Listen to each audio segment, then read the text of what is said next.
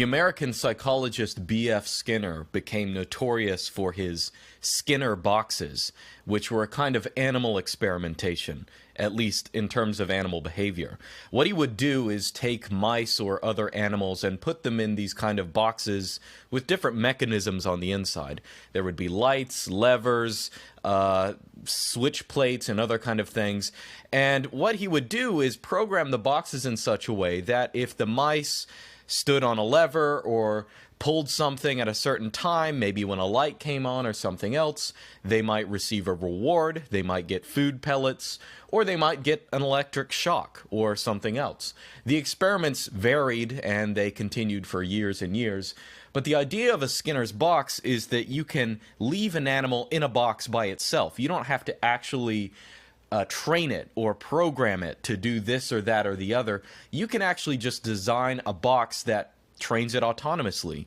So you can leave a mouse in a box overnight, come back, and he will have a very complex set of behaviors that you designed beforehand with your experiment. This is what's called operant conditioning. Sometimes these are called operant conditioning boxes or something else like that. And they were very controversial because Skinner was part of behaviorism, and behaviorists really viewed it as being totally unscientific to even think about psychological traits as being scientifically real, or at least objective. You can't necessarily ask someone about what they think about this, that, or the other. You really can only look at behavior. That's the only true way you can do science. And although he did many of these experiments with animals and stuff like that, the primary direction of all of these experiments was use on humans. Skinner actually wrote a book called Beyond Freedom and Dignity, which is sort of a controversial title, I guess, but it explains his way of looking at the world. His vision was to create a behaviorist utopia where all human behavior is conditioned from stimulus and response, similar to these Skinner's boxes. So, for example, humans, they do good social things by getting reinforced for doing those things, and they're punished if they do something undesirable. Skinner ultimately believed, as the title suggests, that freedom and dignity are just sort of abstractions. They're spooks. They're metaphysical. They're not really the goal of anything in human society. And a social engineer can come and design the society for us and ultimately to train people to behave in the way that they expect. This is one of the things that made Skinner and other behaviorists so scientific. They really thought of even looking at the psychological traits of mankind as just being pseudoscience. Anyway, this is relevant for us because we now live in a world of Skinner boxes.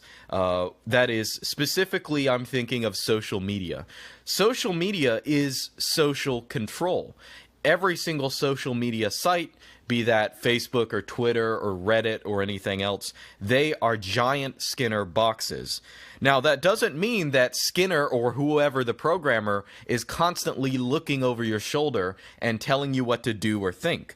But they are ways of getting reinforcement for particular behavior. Now, originally when these platforms started, they sort of had the veneer of being open, and anyone could say whatever, and there was the idea that there would be emergent consensus from everyone. It's sort of a decentralized, I guess, bottom-up process where people develop a culture for a site as time goes on. But as time actually went on, that is not what happened. The people in control of these sites realized that they could play Skinner. They could play the social engineer. And so what has happened is that you can actually put just a teensy tiny bit of work into a social media site and make it a Skinner box, make it a giant social experiment where you can program millions and billions of people with very little effort.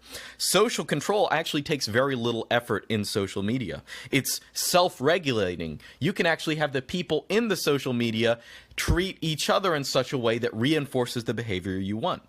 Now, at a basic level, you can do things like banning. Now, you don't have to ban a large number of people. You just have to ban enough people to create a kind of chilling effect. You have to put in place ambiguous terms of service, which all of these social media companies do. If you get a post banned on YouTube or Twitter, you're usually never even told what it's explicitly banned for. You're just said, this went against our community standards, so we had to delete it. So people are banned for different reasons, and they're left guessing what those reasons are. And there's a chilling effect in terms of people are constantly afraid of getting kicked off these platforms. And over time, what this causes is a kind of giant mass lobotomy. You are telling people what they can and can't think. You're telling them that there are certain things that are forbidden.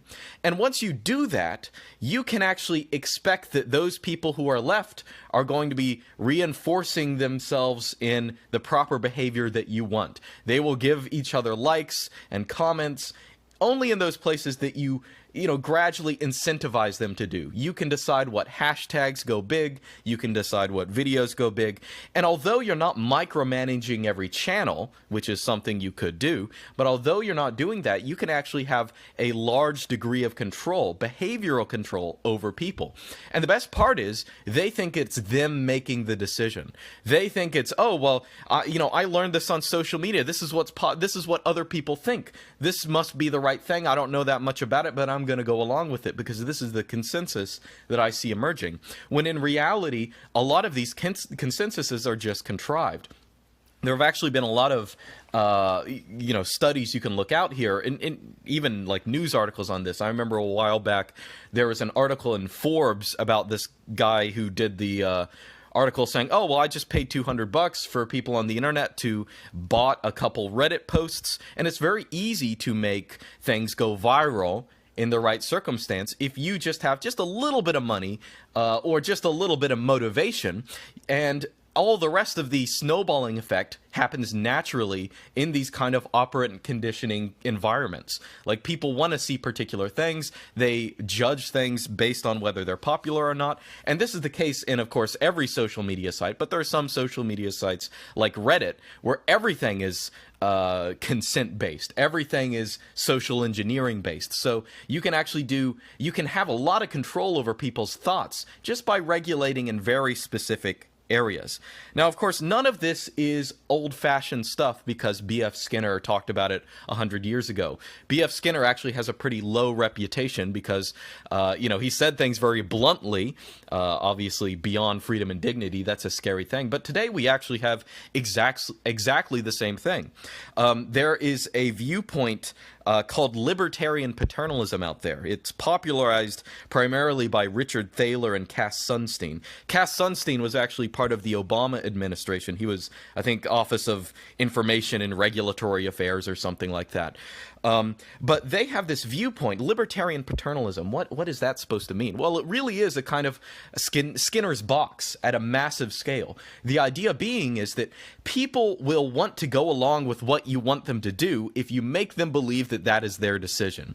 That is, you have all the decisions that someone could make. All you have to do is nudge them away of the things that you don't want. You program them against particular terms. You tell them that that's not a good idea. Or sometimes you just make things difficult and make other things easy. And you can actually have people making the decisions that you want them to make as a social engineer without even, forcing them to do anything. A lot of people think totalitarianism is the government telling you what to think. That's never been how it is. That's never been how it is anywhere.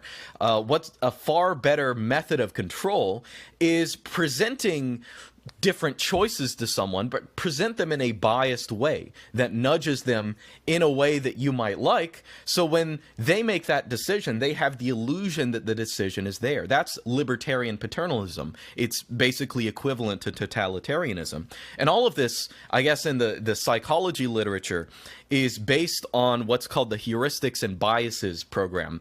This is a program, I guess, a psychological approach that's usually associated with two Israeli-American psychologists, Amos Tversky and Daniel Kahneman. Tversky's not around anymore. He died, but Daniel Kahneman is.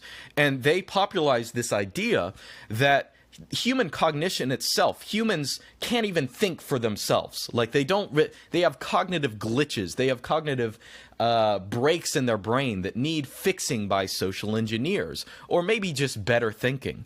And it's the obligation of the libertarian paternal government to push people in such a way that they make the decisions that they want. Now, I've actually talked about this viewpoint before, the heuristics and biases viewpoint, the idea that human psychology is broken. I think you can read other people on this. Gerd Gigerenzer is someone I often recommend because he makes the argument, and I think this is a good one, that really these biases are illusions in the first place. It's mostly just these researchers who don't understand human behavior in the experimental environments they put it in. There's the so-called ecological rationality approach, which I usually endorse.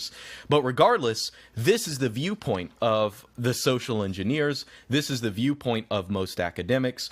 Human psychology is broken, and we have to control it in some way. We have to nudge people in a particular direction. It's too condescending to just tell them what to think, but we can use social media companies. We can use the media. We don't have to massively control everything.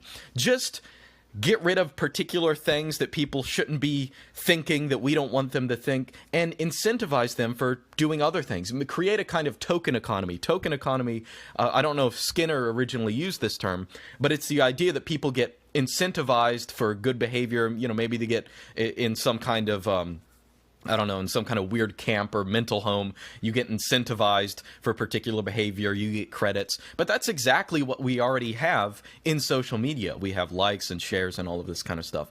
All of it is the same kind of social control that purports to be something that is something you're creating. It's actually not. You think that it's yours, but it isn't.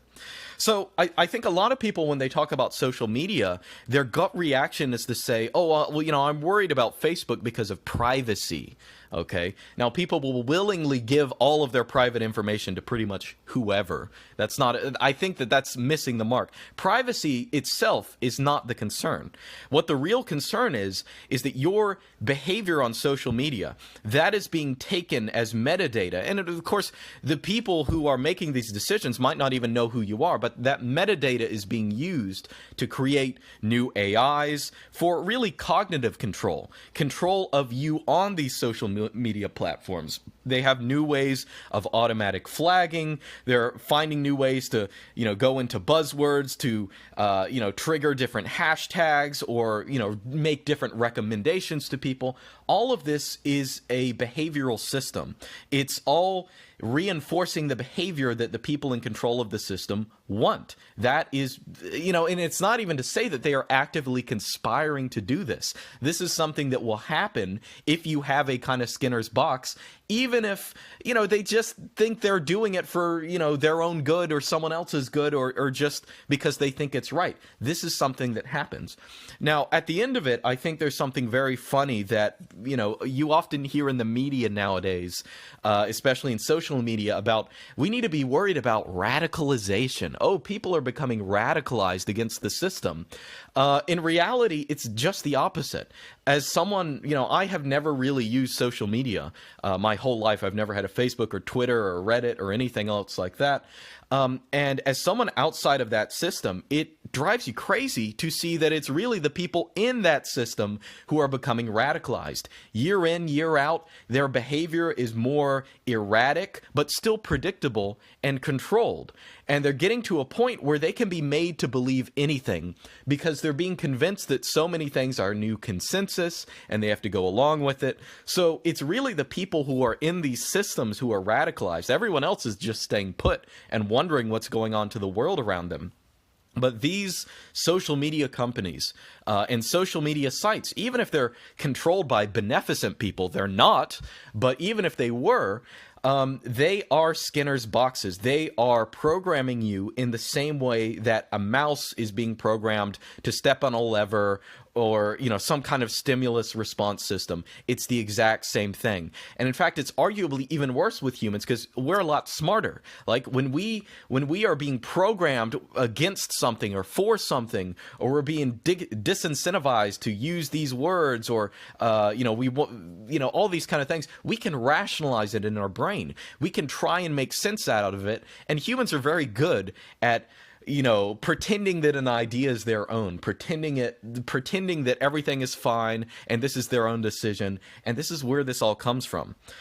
So anyway, people are a lot more suggestive than they think, but either way, that's my issue with social media and social control.